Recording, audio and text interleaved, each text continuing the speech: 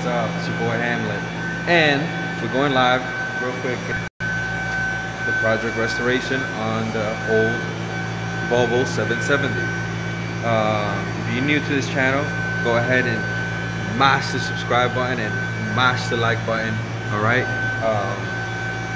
We're gonna be diving in here, and I'm gonna be letting you know what's going on with this whole project. All right. So just give me a quick second here. I'm gonna share this out. And all right. So anyways, we'll see if we get anybody in here. If not, we'll continue on.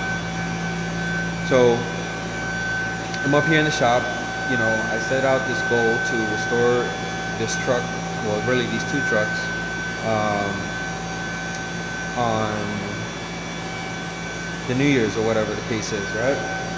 This was my New Year's resolution, and this is what I set out myself to do, to restore an old truck, Volvo. I have reasons behind it, right?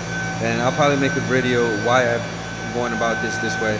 So rented out the shop, you guys already seen it before, and this is what's going on with this Volvo. Just give me a second. I'm pumping the diesel out of the tanks right now to this other truck because I ran out of another drum. I should have bought some more drums, but just give me a second. I need to make sure it's not overflowing. All right.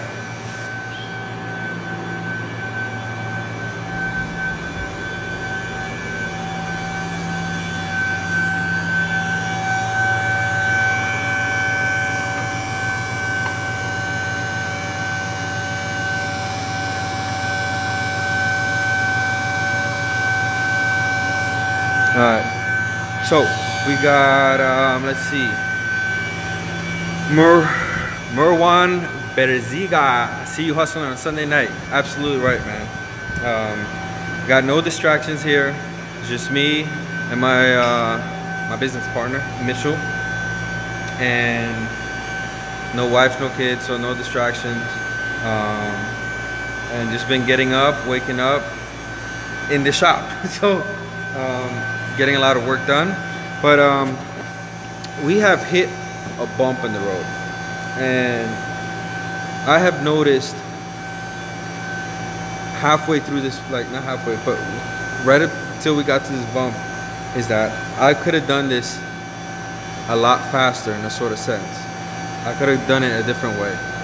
And what I mean by that is that on this truck, right, I'm replacing the frame rail. Both frame rails. So this frame rail stretches from the front of the truck all the way to the back. And so when you have a setup like that, everything got to come off. Everything, right? Engine, transmission, air lines, electrical lines, everything got to come off, right? And what I realized is what I was planning to do was get the engine out and then get the transmission out and work it as like that, you know, and then lift up the cab and then slide the frame. But what has happened is while I'm taking out this transmission, it being so old, of course, there was one bolt that's I could not get off. I mean, I have all different kinds of guns in here. I mean, look, I'm going to show you some of the guns I have in here. And they cannot take the stuff out. It's crazy. So we got a 3/4 impact. We have we got the 1-inch impact. All right. And we got a bunch of other stuff, but pretty much there's this bolt that I cannot get to. And excuse the mess here.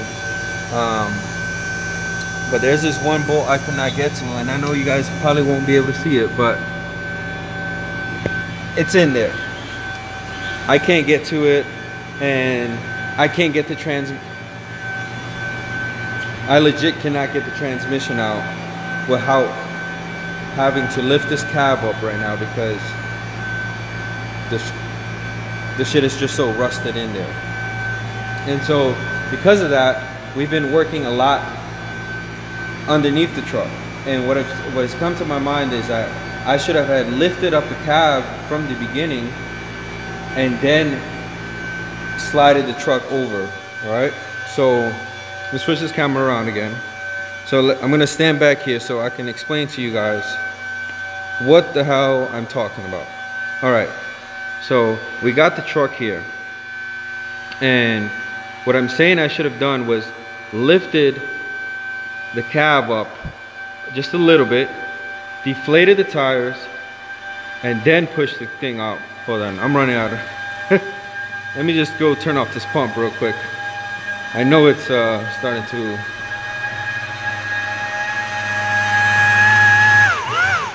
there we go. All right, won't be so noisy anymore. And so going back to what I was saying, I should have lifted this cab up, slid the frame forward so that the engine and the transmission is in view. So I'm not going to be working under here the whole time and spending a lot of time, because you got to remove this thing to get to this part, or this part to get to this, and then you're on the, you know, you're underneath. You can't really get a good leverage on, you know, some wrenches. So if I had to do this all over again, I would have supported this thing from the beginning and then move the frame rail out. I hope that you guys understand how I plan to lift this up. This the cab. These are the cab mounts right here. There's one on each side, and then it's just supported by the bags. And so I went to a metal supplier and bought 2.5-inch receiver hitch, pretty much square tubing. All right, and I bought 2 of these, and what I'm going to wind up doing is that is what I'm going to use to support the sleeper. So I'm going to put those pipes across from here to there. They're about 13 feet long, and then I'm going to stack some cinder blocks or blocks of timber to support it.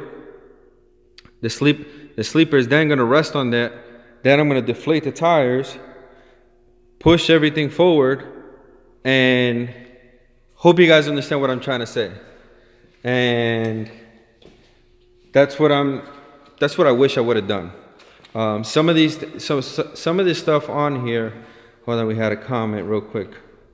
Good stuff, bro. I be trying to tell these guys all the time, buy older and fix as you go.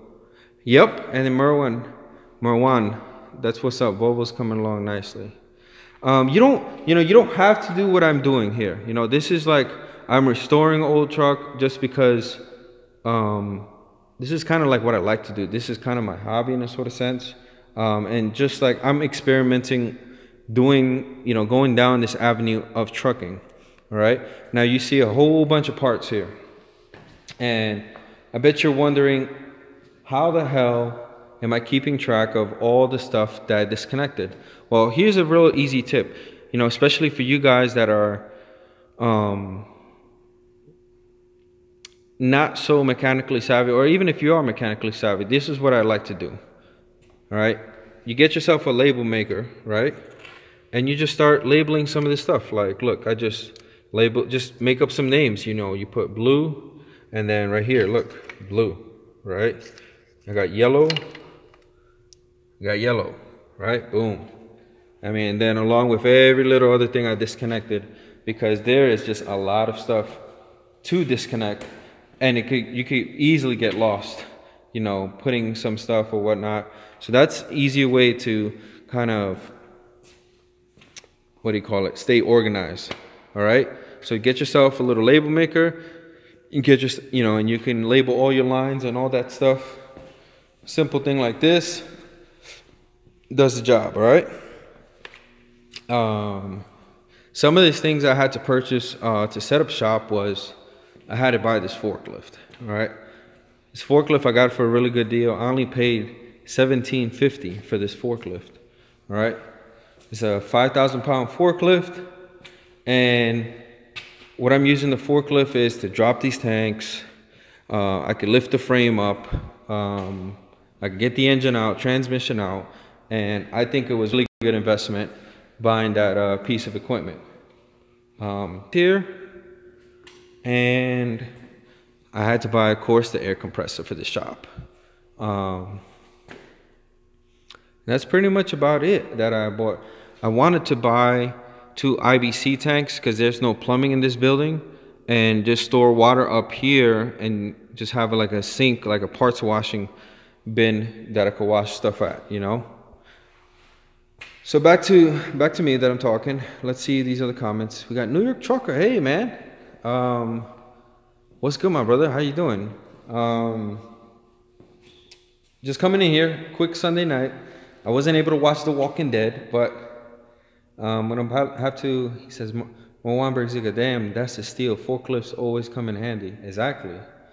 And even if you want to offload your own truck, I just thought for $17.50, that was a pretty good deal. It's not it's running. It's just I have to keep a rag over the carburetor. I have to check that out, but for what I needed to do, I don't need to be offloading trucks like a million times a day to have a perfectly running forklift. You know what I'm saying? Some of the let's see what's some things he said. Damn, that's a steal. Yep. So I see. What was the other thing I was telling about? I think the color I've chosen. We got Jesus Romero. How you doing, man? I'm doing. We hit a little bump in the road with this restoration, but we're gonna get back on track tomorrow. I have to do some errands, so we really won't be able to get to touch the truck. I'm gonna go back home and pick up some more tools and bring them down here. And Tuesday, we're gonna get crack-a-lacking back onto the truck. Let's see. I'm hoping to have this engine out, transmission out. I'm hoping this thing be down to the frame rails by Friday. Saying that I'm not gonna be working really Monday or really too much on Tuesday. So I got like about 3 more days to put in work to get this stuff off. New York Trucker, what is the update with the lease truck? Did you fully walk away from it? I'm trying to. So tomorrow, these dudes I'm getting my last check from the company I was leased onto. And then I had got an email from the Volvo dealer because they sent the estimate out already, and they said, well, guess what? If we don't hear back from you on this day, they're gonna start charging $100 a day to keep that truck there. And it's a whole little story. Like it's honestly like a whole video to explain the shit behind that. But I'm just kind of waiting to get my last check, make sure that this company doesn't try anything funky, and I want to say, hey, listen, yeah, I got money. You got some escrow money. Take that. Take the truck. I don't want that shit. Walk away from that money pit. Exactly. Right? Like dudes were telling me, we probably gonna need you to take that truck from Boston and bring it back to Chicago because I know a guy. But who's gonna pay for that fuel? Who's gonna pay for all this other stuff? Like if it's my truck, then yes, but it's not. It's a lot of stuff that I want to talk about on another video because there's just like some speculations that I have that making me feel some kind of way, honestly, about the whole thing. And it brings me to another point, why I see that how people were talking about why they didn't consider lease operators owner operators. I'm starting to understand it in a sort of sense, Marwan, hopefully you get done soon and get those money maker on the road and get your business going. I hope so too, man, because right now, obviously there's no, are you going to start running under your authority? Yes. Once these trucks are up and done, that's the update. All right. That's one of the updates. That's what I'm trying to do. All right. The authority is already, it's not active yet, I did get an insurance quote, and I did find something that I can work with. Something that's not so limiting to what I was finding in the beginning. And I got to give a hook up on my brother, because he's the one that helped me find that. And I don't know. I'm just hoping, come next month, a month from now, I'm going to be doing the video on these 2 trucks. Are going to be painted up, nice and purple and blue or whatever. And I get to put my numbers on the side. I got 2 drivers lined up for these trucks. They're just waiting for me to give them a call. I go out and try to get myself into another truck besides these 2, and do it like that. I got my boy Josh and my brother Peter, New York trucker. Did your bro get insured? Yes, he got insured. He's just waiting. New York is giving him how do I say this? New York IRB office is giving him a hell of a time, right? New York IRB is giving him hell of a time. He doesn't have the required paperwork. The stuff is not in his address. The business not in his license. This, that, the third. They're giving him a lot of shit. So he's still fighting with IRP office over there in New York. Let's see the other comments he was saying. To Romero, you are a very smart guy. You know what's good for business. I'm hoping, man. I appreciate you guys watching this, because this is just like my journey in this. I don't really know. Besides asking people, what do you think about this plan, or what is that, I think what I'm doing is crazy.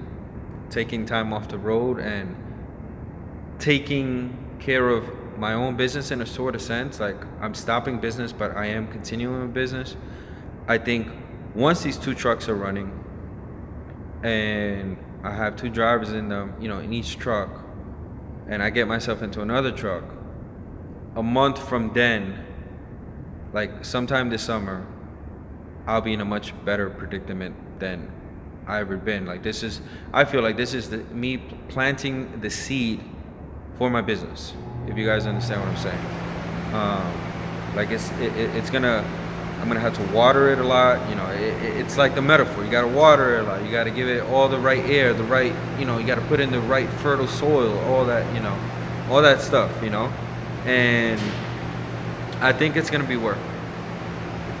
Or I could crash and burn, and it takes forever for me to fix these trucks, and I go bankrupt, but obviously I'm not in the business to get out of business. You understand what I'm saying? So we ain't gonna do that.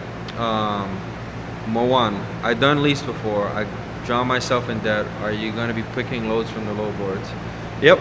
I'm gonna be picking up loads from the low board. There is a dispatcher that I might give a try. That my friend Terry, another YouTuber, he's trying out, and I might how she's gonna be managing the 2 trucks with the guys in it, and plus, like, me putting the guys in the 2 trucks, it will give me a chance to kind of just sit back and look at how business is gonna be going while I have 2 other trucks on the road besides myself, and make sure the back office is set up correctly, so that DOT ain't gonna be down because I don't have XYZ paperwork or whatever the case is. That's it. Absolutely. I'm in the Bronx too. Grew up on 164th in Cortland. Oh, Cortland. All right. 175th in Weeks in Grand Concourse. That's where I'm from. With me and my brother. So anyways, that is a quick update. I'm trying to think of anything else that thinking about. Let's see. Dispatchers are great too. I knew that kept 5% off the loads. He always got me on top dollars. Exactly. And I think the main thing is knowing your dispatcher is knowing that if that dispatcher is the one that's always hustling for every load, you know what I'm saying? Like asking the extra $100, the extra $200 on each load, and essentially they are paying themselves off, you know, if they are doing that, you know what I mean? Now, if they just picking up loads and just, you know, hey, give me that load, you know, not even offering increases, anything like that, then you might want to, you know, rethink what you're doing, you know. Or obviously it might be something where I might give one truck for the dispatcher to dispatch, and then I might try to dispatch the other one, and then I'll see how she's coming up, if she's matching my numbers, or if she's going above me, or am I going above her. And then obviously if I'm going above her, then something ain't right. You know what I'm saying? But yeah, this is the humble beginnings, really, of, you know, starting my own authority or whatever the case is. And hopefully I'll give you guys an update sometime Wednesday or Thursday what came out of that lease, you know, because I'm trying to get out of it. Seriously am. And it's just all a matter of playing the cards right, you know what I'm saying, until you get that. I'm about to friend request you on Facebook. Send it. And for everybody that's on here on my channel that hasn't found me through SoCal, go ahead and look me up on Facebook, or look up YTTA affiliates, or go ahead and look up SoCal Gang. If you look me up, I'll probably send you an invite to both of those places. Some really good places to share information. All right. So anyways, everybody is giving me the Marwan, good luck, broski, and Jesus Romero, time to go. Have a good night, brother. You too, man. Bien, buenas noches, and I'll check y'all later, man. Appreciate y'all tuning in so late, and just, you know, chatting it up. We'll catch you guys later. Bye.